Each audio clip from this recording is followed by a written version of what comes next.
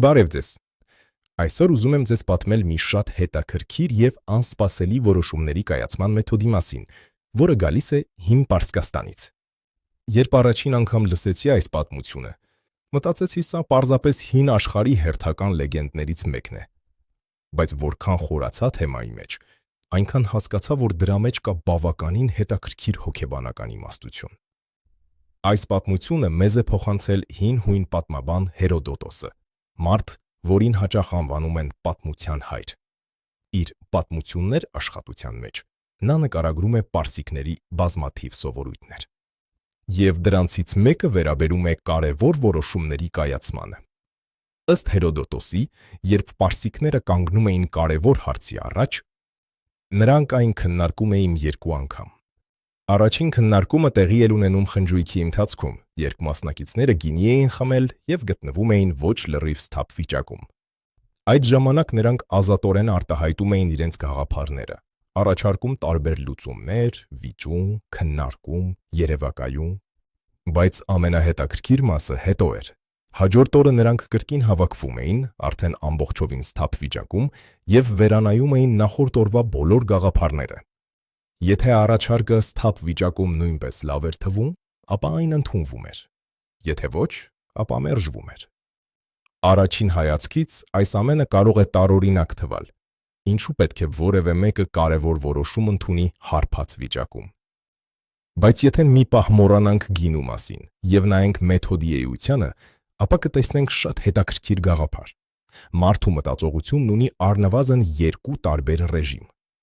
Առաջինը վերլուծական մտածողությունն է։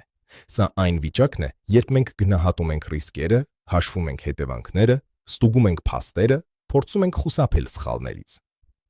Երկրորդը ստեղծագործական մտածողությունն է։ Սա այն վիճակն է, երբ մենք ավելի ազատ ենք մտածում, ավելի հեշտ ենք նոր գաղափարներ գտնում,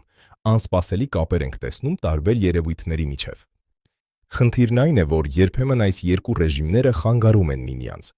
Եթե չափազանց շուտ սկսենք քննադատել մեր գաղափարները, կարող ենք սպանել շատ լավ մտքեր դեռ դրանց ծնվելու պահին։ Իսկ եթե միայն ստեղծագործենք և երբեք չստուգենք մեր գաղափարները, կարող ենք ընդունել շատ վատ որոշումներ։ Պարսկական մեթոդի ուժը հենց այստեղ է։ Նախ ստեղծագործիր, հետո քննադատիր։ Նախ թույլ տուր բոլոր գաղափարները դուրս գան, հետո ընտրիր լավագույնները։ Ժամանակակից հոգեբանության և բիզնեսի աշխարհում մենք իրականում տեսնում ենք նույն սկզբունքը տարբեր ձևերով։ Օրինակ, երբ ընկերություններում կազմակերպվում է brainstorming։ Մարդկանց խնդրում են սկզբում ոչ մի գաղափար չքննադատել։ Նպատակն է հնարավորինս շատ տարբերակներ ստեղծել։ Միայն դրանից հետո սկսվում է գնահատման փուլը։ Կամ մտածեք այն իրավիճակների մասին, երբ մարդիկ ասում են. «Այսօր որոշում չեմ կայացնի, կքննեմ դրա վրա և վաղը կմտածեմ»։ Սա նույնպես նույն գաղափարն է։ Տարբեր ժամանակներում, տարբեր հոգեվիճակներում մենք նույն խնդիրը տարբեր կերպ ենք տեսնում։ Հիմա պատկերացրեք, որ ցանկանում եք փոխել աշխատանքը, սկսել բիզնես, ներդրում կատարել, կամ ընդհանրապես կյանքի որևէ կարևոր որոշում ընդունել։ Փորձեք հետևյալը. վերցրեք թուղթ և գրեք բոլոր հնարավոր լուծումները։ Մի քննադատեք ձեզ։ Գրեք նույնիսկ ամենատարօրինակ գաղափարները, հետո փակեք դեպրը։ Սպասեք 1 կամ 2 օր։ Դրանից հետո վերադարձեք և նայեք ձեր գրածին արդեն սառը գլխով։ Դուք կզարմանաք, թե որքան տարբեր տեսք կունենան նույն գաղափարները։ Որոշները կթվան անհեթեթ։ Որոշները վտանգավոր։ Բայց երբեմն մեկ գաղափար առանձնանում է մյուսներից և շարունակում է լավ թվալ նույնիսկ քննադատական դիտարկման ներքո։ Հենց այդ գաղափարներն են հաճախ դառնում լավագույն որոշումների հիմքը։ Այսպիսով, անկախ նրանից իրականում պարսիկները միշտ կիրառել են այս մեթոդը թե ոչ,